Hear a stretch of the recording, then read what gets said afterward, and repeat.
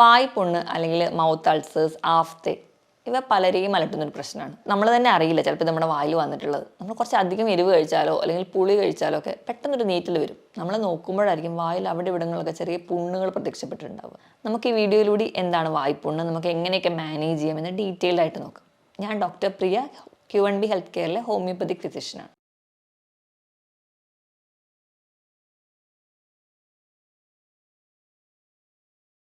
എന്താണ് വായ്പുണ്ണ് അല്ലെങ്കിൽ mouth ulcers എന്ന് നോക്കാം. നമ്മുടെ ചുണ്ടിൽ അല്ലെങ്കിൽ മോണയിലോ നാവിൻ്റെ സൈഡിലൊക്കെ ചെറിയ വ്രണങ്ങൾ പ്രത്യക്ഷപ്പെട്ട് കാണാം. നടുവിൽ ചിലപ്പോൾ ഒരു മഞ്ഞ കളറോ അല്ലെങ്കിൽ ഒരു വെള്ള കളറൊക്കെ ആയിട്ട് കാണാറുണ്ട്. ഇത് ഒരുപാട് പേര് പ്രായഭേദമന്യേ ഒരുപാട് പേരിൽ കാണുന്നൊരു കണ്ടീഷനാണ്. നമുക്ക് നല്ല രീതിയിൽ ചെറിയൊരു വ്രണം അല്ലെങ്കിൽ ചെറിയൊരു മുറിവാണെങ്കിൽ കൂടി നല്ല രീതിയിൽ നമുക്ക് ഇറിറ്റേഷൻ ഉണ്ടാകും. ഭക്ഷണം കഴിക്കാനൊക്കെ നല്ല ബുദ്ധിമുട്ടുണ്ടാക്കാറുണ്ട്. അതുകൊണ്ട് തന്നെ ഒരുപാട് കേസുകൾ നമ്മൾ ഇതുമായിട്ട് റിലേറ്റ് ചെയ്ത് വരാറുണ്ട്. എന്തുകൊണ്ടൊക്കെയാണ് ഇത് ഉണ്ടാവുന്നത് നമുക്ക് ആദ്യം തന്നെ നോക്കുക. വായ്പുണ്ടാവുന്ന ഒരു പ്രധാന കാരണം എന്ന് പറഞ്ഞാൽ നമ്മുടെ വായിലുള്ള പല ആൾക്കാരെ കൊണ്ട് തന്നെയാണ്. ഒന്നാമതായിട്ട് നമ്മുടെ പല്ലാണ് പ്രശ്നം. നമ്മൾ ആർട്ടിഫിഷ്യലായിട്ട് പല്ല് വെച്ചിട്ടുണ്ടെങ്കിൽ ആ ഒരു പല്ലിൻ്റെ സൈഡ് എവിടെയും റെക്കറൻ്റ് ആയിട്ട് നമ്മൾ ചുണ്ടിനെയോ അല്ലെങ്കിൽ നമ്മുടെ മോണയിൽ എവിടെയെങ്കിലും ഇറിറ്റേറ്റ് ചെയ്യുന്നുണ്ടെങ്കിൽ ആ ഒരു റെക്കറൻ്റ് ഇറിറ്റേഷൻസ് അവിടെ ഒരു അൾസർ ഉണ്ടാക്കാൻ കാരണം. പല്ലിൽ കമ്പി ഇട്ടവരാണെങ്കിൽ അത് എവിടെയെങ്കിലും ഒരു റെക്കറൻ്റ് ആയിട്ട് എവിടെയെങ്കിലും ഒരു തട്ടുന്നുണ്ടെങ്കിൽ അത് നിന്നിട്ട് നമുക്കൊരു അൾസർ ഉണ്ടാവും, അല്ലെങ്കിൽ അത് ചെറിയൊരു വൂണ്ട് ഉണ്ടാവും, അതിലൊരു ബാക്ടീരിയൽ ഇൻഫെക്ഷൻസ് വരാറുണ്ട്. അങ്ങനെയും ഉണ്ടാവാറുണ്ട്. ഇനി നമുക്ക് വേണ്ട രീതിയിൽ വൈറ്റമിൻ ഡിയോ കാൽസ്യം ഒന്നും ഇല്ലാത്തതിൻ്റെ ഭാഗമായിട്ടോ നമ്മുടെ പല്ല് പൊട്ടിപ്പോയി, പല്ലിൻ്റെ ഏതെങ്കിലും ഒരു സൈഡാണ് പൊട്ടിപ്പോയിരിക്കുന്നതെങ്കിൽ ആ പൊട്ടി പോയതിൻ്റെ ബാക്കി ഭാഗം നല്ല ഷാർപ്പായിട്ടിരിക്കും. അത് റിക്കറൻ്റ് ആയിട്ട് നമുക്കിങ്ങനെ ചുണ്ടിൽ തട്ടിക്കൊണ്ടിരിക്കുകയാണെങ്കിൽ അവിടെയും മൗത്ത് അൾസേഴ്സ് വരാം. ഇതൊക്കെയാണ് പല്ലുമായി ബന്ധപ്പെട്ട പ്രശ്നങ്ങൾ നമുക്ക് മൗത്ത് അൾസേഴ്സ് ഉണ്ടാവാനുള്ള കാരണം. ഇതല്ലാതെ തന്നെ മറ്റു പല കാരണങ്ങൾ കൊണ്ട് നമുക്ക് വായിൽ പുണ്ണ് ഉണ്ടാവാറുണ്ട്.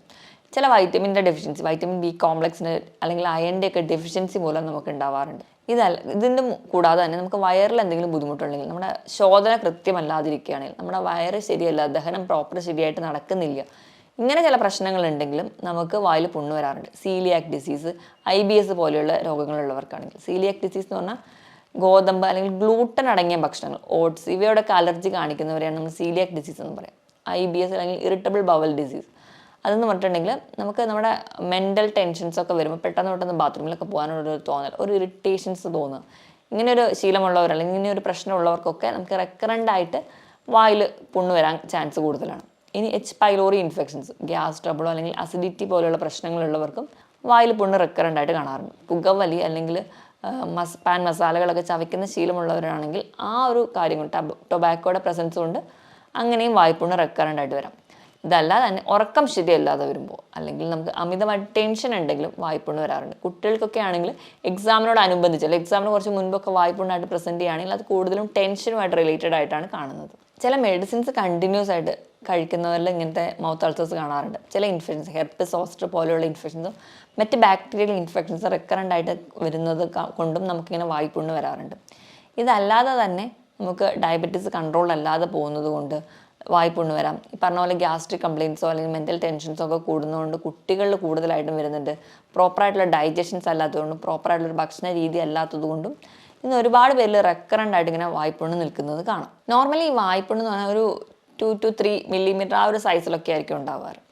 അത് തന്നെ വന്നു കഴിഞ്ഞാൽ 1-2 ആഴ്ചയൊക്കെ നിൽക്കും, അത് തന്നെ അങ്ങ് മാറും. Maximum 1 month. അതിൽ കൂടുതലൊക്കെ നിൽക്കുകയാണെങ്കിൽ നമ്മളത് സീരിയസ് ആയിട്ട് എടുക്കേണ്ട കാര്യമാണ്. ഇങ്ങനെ അതുപോലെ തന്നെ ഈ വായ്പുണ്ണ് വന്ന് മാറുക അത് അങ്ങനെയൊക്കെയാണ്. അല്ലെങ്കിൽ നമ്മൾ മെഡിസിൻസ് എന്തെങ്കിലും എടുക്കുമ്പോൾ അത് വന്നങ്ങ് മാറിക്കോളും. ചിലർക്ക് പറഞ്ഞാൽ ഈ മെഡിസിൻസ് കഴിക്കുമ്പോൾ നിൽക്കും, പിന്നീട് അത് റെക്കറൻ്റ് ആയിട്ട് വരുന്നുണ്ട്, അല്ലെങ്കിൽ അത് സൈസ് വളരെ കൂടുതലാണ്. അങ്ങനെയൊക്കെ വരുന്ന കേസിൽ നമ്മൾ എപ്പോഴും ഒരു ഡോക്ടറുടെ കൺസൾട്ടേഷൻ എടുക്കണം. സ്വയം ചികിത്സിച്ചുകൊണ്ടിരിക്കരുത്. 1 മാസത്തിൽ കൂടുതലൊക്കെ വായ്പുണ്ണ് വരികയാണെങ്കിൽ അതിന് ഫർദർ സ്റ്റഡീസിൽ അല്ലെങ്കിൽ ഫർദർ ടെസ്റ്റിലോട്ടൊക്കെ പോകേണ്ടതാണ്. നമുക്കറിയാം വായ്പുണ്ണ് വരാനുള്ളൊരു കാരണം എന്ന് പറഞ്ഞിട്ടുണ്ടെങ്കിൽ നമ്മുടെ മൗത്തിൻ്റെ ഉള്ളിൽ പ്രൊട്ടക്റ്റ് ചെയ്യാനൊരു മ്യൂക്കസ് മെംബ്രെയിൻ ഉണ്ട്. അപ്പോൾ ചില ഏരിയകൾ എന്തെങ്കിലും കണ്ടിന്യൂസ് ആയിട്ട് ഇറിറ്റേഷൻ ഉണ്ടാകുന്നതുകൊണ്ട് അല്ലെങ്കിൽ മറ്റ് പല കാരണങ്ങൾ കൊണ്ട് ആ ഒരു ഏരിയയിലെ മ്യൂക്കസ് മെംബ്രെയിൻ കട്ടി കൂടി വരും.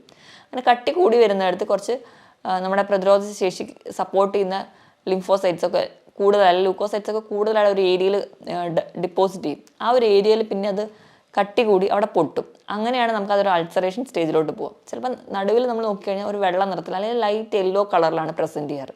നല്ല രീതിയിൽ നമുക്ക് എരിവ് പുളി ചെല്ലുമ്പോൾ നല്ല നീറ്റലായിട്ടായിരിക്കും പ്രസൻറ്റ് ചെയ്യുക, കാരണം ആ ഒരു മുറിവിൽ എത്തുന്നതിൻ്റെ ഭാഗമായിട്ട്. അപ്പം ഇതാണ് പ്രധാനമായിട്ടും നമ്മൾ പ്രസൻറ്റേഷൻസ്, മൗത്ത് അൾസേഴ്സിൻ്റെ പ്രസൻറ്റേഷൻ ഇങ്ങനെയാണ്. ഞാൻ ഈ പറഞ്ഞ രീതിയിൽ റെക്കറൻസ് കുറേ എണ്ണം ഉണ്ട്, അല്ലെങ്കിൽ നിങ്ങളുടെ നാവിൻ്റെ സൈഡിലും ചുണ്ടിലും ഒക്കെ എപ്പോഴും ഉണ്ട്. അതുപോലെ തന്നെ അത് വിട്ടുമാറാതെ നിൽക്കുന്നുണ്ടെങ്കിൽ നിങ്ങൾ എന്തായാലും ഫർദർ ടെസ്റ്റുകൾ ചെയ്യുക, അല്ലെങ്കിൽ നിങ്ങളുടെ ഡോക്ടറുടെ കൺസൾട്ടേഷൻ അത്യാവശ്യമായിട്ട് എടുക്കേണ്ടതാണ്. ഈ വായ്പുണ്ണ് തന്നെ 3 ടൈപ്പായിട്ട് നമുക്ക് കാണാം. ഒരു മൈനർ ഫോമിലുള്ളതുണ്ട്. അതെന്ന് പറഞ്ഞാൽ 2 മില്ലിമീറ്റർ മുതൽ 8 മില്ലിമീറ്റർ വരെയൊക്കെ ഉണ്ടാവുള്ളൂ. അതൊരു ഒരാഴ്ച കൊണ്ടൊക്കെ അങ്ങ് മാറിക്കോളും. രണ്ടാമത്തെ ഒരു ടൈപ്പ് എന്ന് പറഞ്ഞാൽ ഹെർപ്പറ്റിഫോമാണ്. ഒരു കൂട്ടമായിട്ട് നിൽക്കും. അതാണെങ്കിലും ഒരു 2 മുതൽ 3 ആഴ്ച കൊണ്ട് നിൽക്കാം. ഇത് കൂടുതലും കാണുന്നത് മുതിർന്ന ആൾക്കാരിലാണ്. ഇനി ഒരു മാസത്തിൽ കൂടുതൽ നിൽക്കുന്ന ടൈപ്പാണ്, അല്ലെങ്കിൽ മൂന്നാമത്തെ ടൈപ്പ് എന്ന് പറഞ്ഞാൽ മേജർ അൾസേഴ്സാണ്. അങ്ങനെ 3 ടൈപ്പായിട്ടാണ്.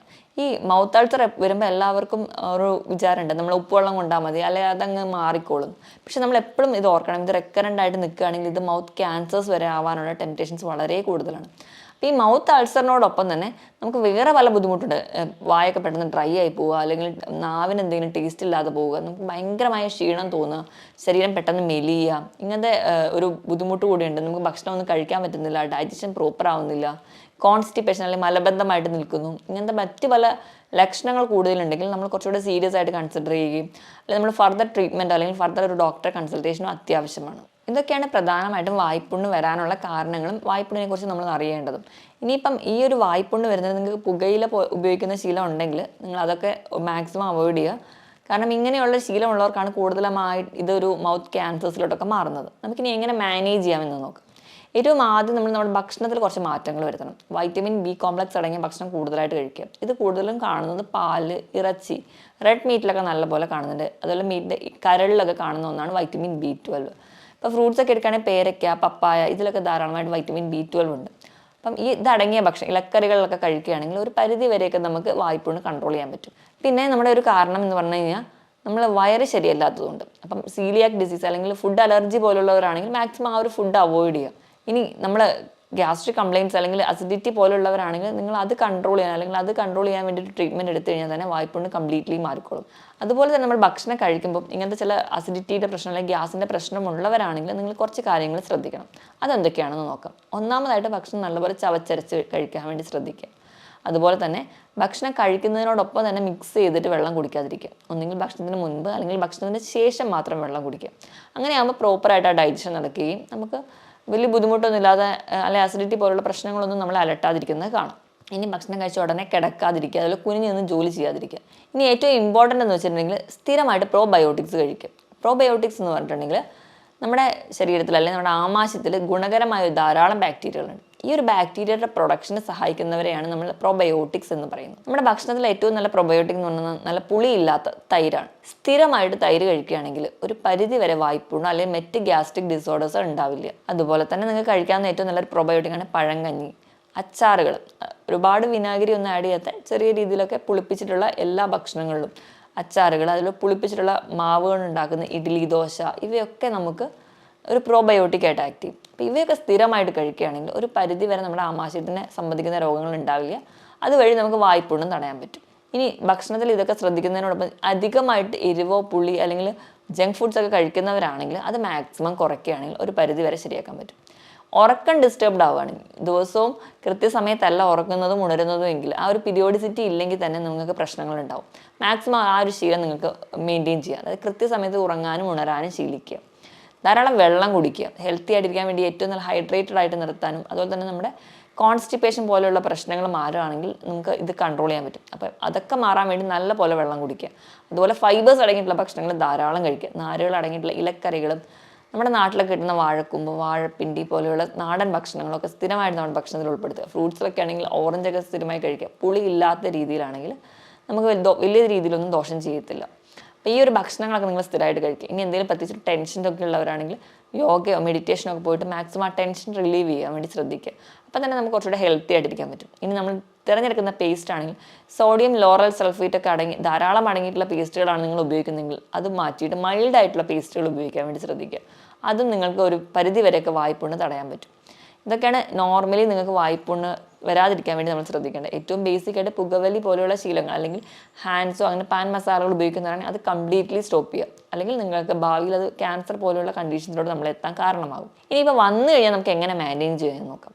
അപ്പം ഒന്നാമതായിട്ട് നമ്മളെല്ലാവരും ചെയ്യുന്ന ടിപ്പാണ് ഉപ്പുവെള്ളം കൊള്ളുക. ചെറിയ ചൂടോടുകൂടി തന്നെ ഉപ്പുവെള്ളം നല്ലപോലെ ഗാർഗിൾ ചെയ്യുക. സ്ഥിരമായിട്ട് ഭക്ഷണത്തിൽ തൈര് ഉൾപ്പെടുത്തുക. ഇനി ഉപ്പിനോടൊപ്പം തന്നെ തേനും കൂടി ചേർത്തിട്ട് നിങ്ങൾക്ക് അത് വെള്ളം മിക്സ് ചെയ്തിട്ട് ഗാർഗിൾ ചെയ്യാവുന്നതാണ്.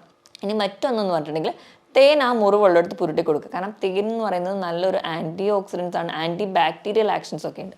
അപ്പോൾ ആ ഒരു ഇൻഫെക്ഷൻ കുറയും. അതുപോലെ തന്നെ മഞ്ഞൾ നിങ്ങൾക്ക് അങ്ങനെ പുരട്ടി കൊടുക്കാവുന്നതാണ്. ഇതിൽ ഏറ്റവും നല്ലൊരു അല്ലെങ്കിൽ നമ്മൾ അധികം ഫോളോ ചെയ്യാത്ത ഒരു മെത്തേഡാണ് വെളിച്ചെണ്ണ. നമ്മുടെ വീട്ടിലൊക്കെ ഉള്ള വെളിച്ചെണ്ണ വെച്ചിട്ട് തന്നെ നല്ലപോലെ വായിൽ ഗാർഗിൾ ചെയ്യുക. അതും ഒരു പരിധിവരെ വായ്പുണ്ണൊക്കെ, അല്ലെങ്കിൽ നമുക്ക് വായ്പുണ്ണ് ഉള്ളിടത്ത് ജസ്റ്റ് ഒന്ന് പുരട്ടി കൊടുക്കാനും ഒരു പരിധിവരെ വായ്പുണ്ണ് കുറയ്ക്കാൻ പറ്റും. ഈ ഒരു ടിപ്പൊക്കെ നിങ്ങൾ ഫോളോ ചെയ്യുകയാണെങ്കിൽ ഒരു പരിധിവരെ നിങ്ങൾക്ക് വായ്പുണ്ണ് കൺട്രോൾ ചെയ്യാൻ പറ്റും. ഞാൻ ഈ പറഞ്ഞ രീതിയിലൊക്കെ നിങ്ങൾ ഈ പറഞ്ഞ ടിപ്പുകളൊക്കെ ഫോളോ ചെയ്തിട്ടും ഈ വായ്പുണ്ണ് കംപ്ലീറ്റ് ആയിട്ട് മാറുന്നില്ലെങ്കിൽ നിങ്ങളൊരു ഡോക്ടറുടെ കൺസൾട്ടേഷൻ നിർബന്ധമായിട്ടും എടുക്കേണ്ടതാണ്. ഹോമിയോപ്പതിയിലും ഫലപ്രദമായ ചികിത്സ ലഭ്യമാണ്. എപ്പോഴും ബോഡി തണുത്തിരിക്കുന്ന ഫുഡുകൾ മാക്സിമം കഴിക്കാൻ വേണ്ടി ശീലിക്കുക. ബോഡി ചൂടാകുമ്പോഴാണ് കൂടുതലായിട്ടും വായ്പുണ്ണൊക്കെ പ്രസൻറ്റ് ചെയ്യാറ്. അപ്പോൾ മറ്റൊരു ഹെൽത്ത് ടോപ്പിക്കുമായിട്ട് വീണ്ടും കാണുന്നത് വരെ നന്ദി.